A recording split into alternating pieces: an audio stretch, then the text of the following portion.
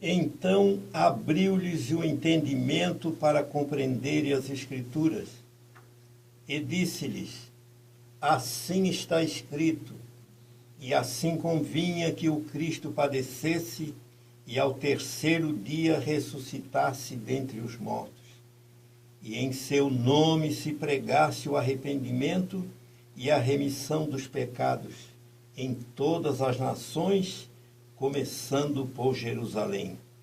Nós lemos no Evangelho segundo São Lucas, capítulo 24 e o versículo 47. E o nosso assunto de hoje, conforme já antecipei, é o que é o arrependimento. Por esse texto que nós lemos, sabemos que o arrependimento é indispensável para a salvação. Aliás, a base da nossa pregação deve ser o arrependimento. O arrependimento ele é tão importante que nós encontramos numa sequência João Batista, o precursor, Jesus, o Messias enviado, e os apóstolos, representados por Pedro.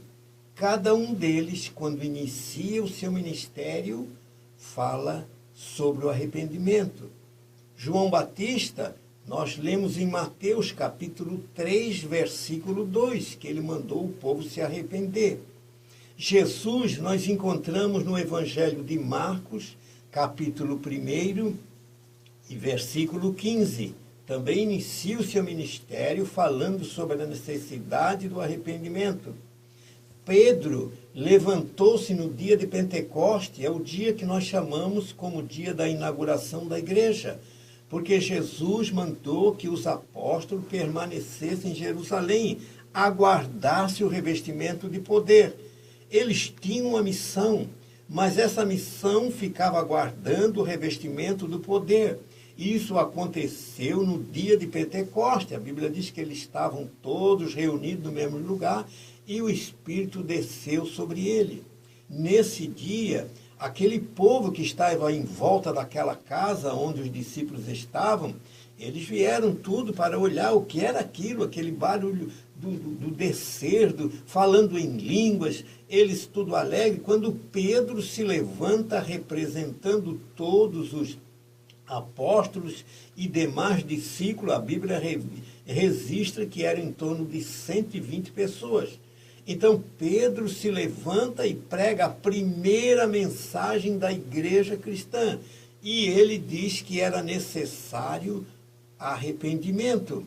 Então veja a importância desse tema. Ele é tão importante que João Batista inicia o seu ministério falando nele, Jesus inicia o seu ministério falando nele e Pedro representando os demais apóstolos. Em Atos capítulo 2, versículo 38, também ele disse: arrependei-vos. Arrependimento, na verdade, é a única solução para o pecado. Então nós precisamos saber, no final, o que é pecado. Pecar é como andar na contramão. Deus fez o homem com um objetivo, e o homem anda na contramão do projeto de Deus. É a desobediência às leis de Deus. Ou, em outras palavras, nós dizemos que pecado é errar o alvo. Aliás, esse é o sentido de uma das palavras no original que representa pecado. Deus fez o homem com um alvo e o homem erra esse alvo. Então, pecar, num certo sentido, é errar o alvo proposto por Deus para a nossa vida. Então, o remédio para o pecado começa com arrependimento. E arrependimento é um pesar sincero de algum ato ou omissão. Arrependimento é o sentimento de pesar por faltas cometidas. Arrependimento inclui também um propósito de não mais praticar tal ato. Amados, arrepender-se é uma necessidade. Arrependimento é, como posso dizer, o carro-chefe da pregação do Evangelho. não podemos pregar um evangelho sem falar sobre o arrependimento. Então, as pessoas perguntam, mas se é tão necessário, por que que o arrependimento desapareceu quase completamente das pregações? Porque se promete tanta coisa e não se esclarece para a pessoa pecadora, aquele que está afastado dos caminhos de Deus, aquele que errou o alvo. Deus tem um alvo para a sua vida, mas ele errou o alvo. Na verdade, o pecado causa tristeza para Deus de ver a sua criatura andar por caminhos de perversidade, sexualidade, caminhos de imundícia e toda sorte de pecados. Por que que esse tema, se é tão importante, por que que ele desapareceu? Por que que não se fala sobre isso? Por que que se esconde? Por que que se omite um assunto como esse? É uma pergunta que também me vem à mente. Mas, afinal, onde foi parar esse assunto tão importante? Não se denuncia mais pecado, não se aponta o dedo para a causa principal da tristeza, de tanta depressão, insegurança, nervosismo e tantos males que acode o homem, porque o homem se afundou no pecado. E ninguém diz para ele que ele precisa se arrepender de uma vida tão perversa e longe de Deus. Não existe outra solução. O homem precisa reconhecer o pecado que pratica, que é ofensivo a Deus. Ele precisa reconhecer que os seus pecados o levarão à morte eterna, a um total afastamento de Deus na eternidade. E o caminho é reconhecer que é um pecador, é sentir tristeza sobre esses pecados, é desejar não mais trilhar por esses caminhos de mentira, de ódio, de roubo e tanta coisa que tem assolado o homem. E esse caminho se chama arrependimento. Arrependei-vos, pois, disse Pedro, e credes no Evangelho. A pergunta que não se cala, a pergunta que ressoa então é esta: o que fizeram de um assunto tão importante? O que fizeram do meu Evangelho? O Evangelho que eu conheci nos dias da minha conversão. Eu preguei o que fizeram do meu Evangelho, porque o Evangelho na boca de muitos está irreconhecível. Isso não é o Evangelho. Não sei de onde arrumaram isso. Cada um é que sabe explicar. Tanta novidade, mas o essencial, aquilo que o homem precisa, não se fala, se esconde, se omite, deixa de dizer a verdade, vão embalando. É como quem coloca o bico da criança no açúcar para a criança ficar ali lambendo aquela doçura e parar de chorar. Esta é a mensagem que tem sido pregada, uma mensagem de água, de açúcar, que não mexe no essencial, que não fala do indispensável. Roubaram, furtaram a verdade que você tem direito. Todo homem tem direito de ouvir a verdade. Ele pode até não se decidir pela verdade, mas ele tem direito de ouvir a verdade. E a verdade é aquela que consta nas Escrituras. Os evangelhos de nosso Senhor Jesus Cristo são tão claros nesse assunto. Arrependimento é o arrependimento que leva à graça de Deus. Sem arrependimento, a graça de Deus não se manifesta. Jesus disse: não se bota remendo de tecido novo em vestido velho, e nem se coloca vinho novo em odres velhos. Então, o homem precisa se arrepender, precisa reconhecer que é pecado, que é pecador, que pecou, que errou, que ofendeu a Deus, que cometeu aquilo que traz tristeza ao coração de Deus. E é neste momento que a porta da graça se abre sobre ele e o Espírito Santo vem sobre ele para lhe capacitar a viver uma vida sem pecado na graça de Deus. Mas escondem a verdade, taparam a verdade como que se tampa uma estátua para ninguém ver o rosto. Escondem de cada homem e cada mulher aquilo que é indispensável, aquilo que não pode faltar.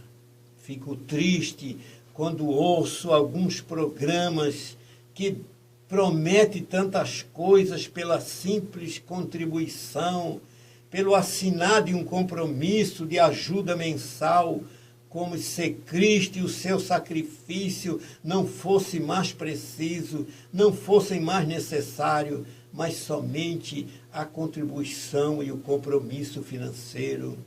Escondem. Por que será que roubam de você esta verdade? Quem sabe, muitos que escondem a verdade é porque acham que vai desagradar, vai correr com algum ouvinte ou algum frequentador da sua igreja, quem sabe até alguém que contribui, mas não quer que fale do seu pecado e da sua vida perversa, prefere receber aquele tapinha nas costas e dizer está tudo bem, mas com o pecado em cima de si não está nada bem. A Bíblia diz que o pecado faz separação entre o homem e Deus. Então, se o homem peca, ele está separado de Deus. E se o homem está separado de Deus, então não tem nada bem para ele, nada está bem. O homem precisa resolver o seu problema de pecado e separação de Deus enquanto está vivo, enquanto respira, enquanto a sua vida não termina. Ele precisa tomar essa decisão, ele precisa ser confrontado com a verdade. Aliás, ele tem direito a ouvir a verdade que Jesus registrou, falou, ensinou e ordenou que fosse levada a cada criatura. É interessante que ninguém pode colocar um defeito no texto sagrado que decide por todo mundo. Então é todo mundo. E diz cada criatura. Então é cada criatura. É um direito de todo homem e toda mulher. Viva onde viver, em qualquer região do planeta. Ele tem direito a ouvir a verdade, de ter uma oportunidade, de se arrepender. Ele tem que ser confrontado com a sua vida perversa, a sua vida distante de Deus, a sua vida errando o alvo, não obedecendo os preceitos de Deus, não andando em justiça, nem em retidão, mas se abraçando a tudo que é errado, tudo que é pecado. E muitos esperam que depois de morrer vai haver uma solução. O homem inventa purgatório, o outro inventa reencarnação, o outro inventa tantas coisas. Há religiões que oferecem até batismo pelos mortos. Tanta invenção humana. Mas quando nos deparamos com o Evangelho, o homem, ainda vivo, tem que reconhecer o seu pecado. Mas ele precisa ouvir isso. Isto precisa ser ensinado. Isto precisa ser proclamado em alto e bom som, sem nenhuma dúvida, que o caminho para o pecado é o arrependimento. E que através do arrependimento é que a graça de Deus se manifesta. Eu falei por quê? Será por quê que tantos pregadores têm furtado, têm escondido esta verdade? Não têm sido sinceros, eles não têm sido fiéis à incumbência que receberam de pregar o Evangelho. O verdadeiro Evangelho tem que falar do pecado, tem que falar do arrependimento, tem que falar do perdão de Deus que é dado gratuitamente a cada criatura. Todos podem ser alvo, mas o caminho é este. Não adianta lavar alguém que logo em seguida vai voltar para a lama. Daí a necessidade do arrependimento. Eu perguntava então, para mim mesmo, por que será que eles têm se esquecido de pregar uma coisa que é tão essencial? Então eu falei, quem sabe, eles não querem ofender, eles não querem entristecer, eles não querem afugentar. Essa pode ser uma razão. Mas a outra razão que eu pensei também é que, quem sabe, muitos pregadores têm motivo também para arrependimento. Eles não querem nem pensar no assunto, porque eles próprios vivem a vida errada. Eles não estão pastoreando as ovelhas, mas muitas vezes pastoreando a si próprio. O verdadeiro pastor, quando entra na casa de uma ovelha, olha e observa se não tem alguma coisa que ele possa ajudar naquela casa. Mas o mercenário, esse que pastoreia a si mesmo, ele já coloca os olhos cobiçosos em alguma coisa que pode ganhar ou levar daquela casa. Ele está mais interessado em recolher uma oferta para si do que dar e alimentar aquela ovelha a quem ele está visitando. Então, por que muitos fogem de um assunto tão importante? Pensei que eles mesmos estão precisando. Eles mesmos são carentes, que alguém tenha coragem de dizer: esta vida não é digna para alguém que tem uma missão tão importante e tão sublime. Ele mesmo precisa de arrependimento. Ele mesmo precisa ouvir que pecado tem que ser tratado. Pecado tem que passar por o arrependimento. Pode ser quem for, até mesmo alguém que se diz conhecer tanto, mas não tem outra solução, não tem jeitinho, não tem outra saída, não tem outra forma.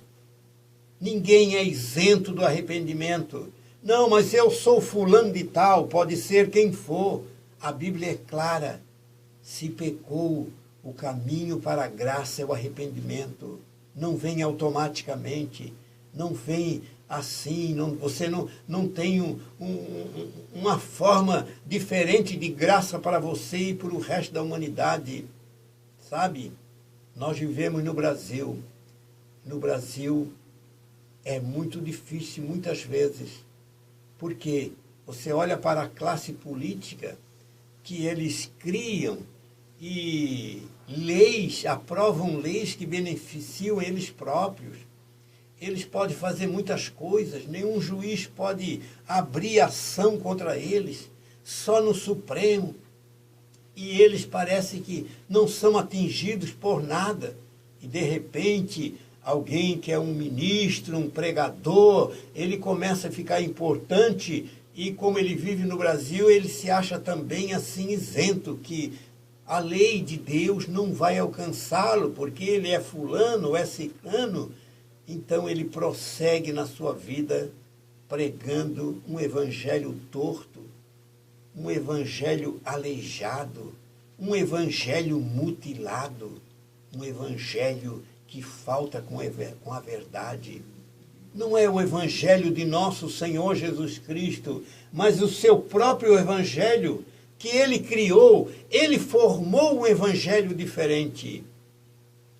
Sim, no seu evangelho não tem pecado, não tem pecador. No seu evangelho não precisa arrependimento. No seu evangelho você só precisa ir à igreja. Se for a igreja, para um está resolvido. E alguém diz: não, mas eu estou indo à igreja, como se ir à igreja resolvesse todos os problemas. Outros falam na contribuição. Você contribuiu? Não, eu contribuo para a igreja.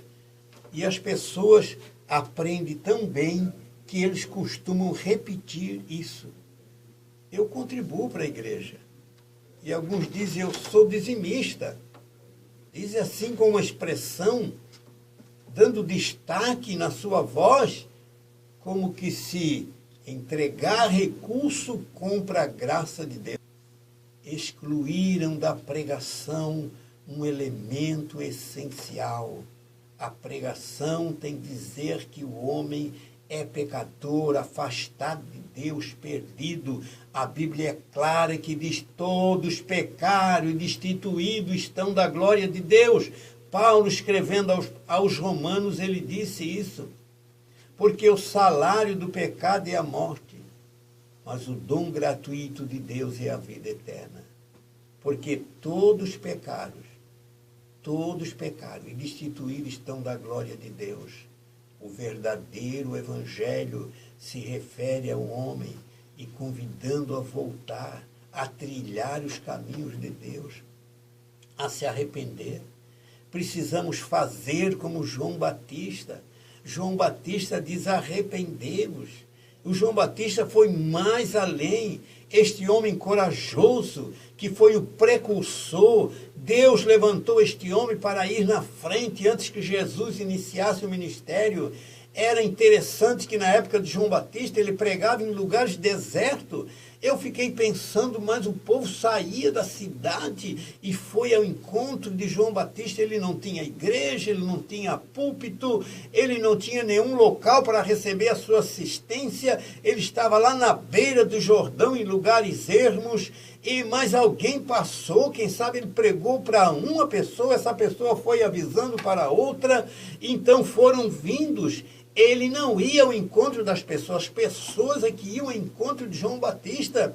E ele dizia assim, olha, o machado já está posto à raiz da árvore. Ele disse, ou vocês se arrependem ou serão cortados. Uma mensagem tão clara, tão direta. Mas o povo ia ao encontro de João Batista, mesmo naquelas condições, lá em lugares ermos. E ele batizava, e o batismo de João é chamado o batismo de arrependimento. E João Batista foi duro. Ele até chamava os religiosos de raça de víboras. Jesus também foi claro, disse para os fariseus, vocês são como sepulcros caiados, por fora muito bonito, mas por dentro estão cheios de podridão. Comparou homens religiosos, reconhecidos na sociedade, os famosos fariseus daquela época. Era a parte do judaísmo mais exigente, eram os fariseus. Mas Jesus disse, vocês são como sepulcro caiado. Vocês apresentam uma coisa, mas são outra. Pedro também, quando eles perguntaram, o que faremos, Pedro? Quando Pedro pregou a primeira mensagem, ele disse, o que faremos? Arrependei-vos. Arrependimento é o elemento essencial para a obtenção da graça de Deus. E o arrependimento é um pesar por ter pecado, por ter vivido uma vida em desobediência às leis de Deus, por ter errado o alvo. Isto é o arrependimento. E quando nos arrependemos, sentimos tristeza pelo nosso pesar. É como alguém que ofende e faz o seu pai chorar e depois ele se arrepende. Por que eu fiz isso com meu pai? Pecar é também ofender o papai do céu, o nosso Deus que fica triste com os nossos pecados. Nós não fomos criados para matar, para odiar, para mentir, para enganar, para nos prostituir, para cometer todo tipo de pecado que assola a humanidade em nossos dias. Então o homem se arrepende, eu reconheço que eu não fui feito para isso. Dentro de mim há um desejo de fazer as coisas certas. Eu quero arrumar a minha vida, eu quero me consertar, eu quero ir para a igreja, eu quero servir a Deus. Neste momento o Espírito Santo aplica aquela valorosa obra de Cristo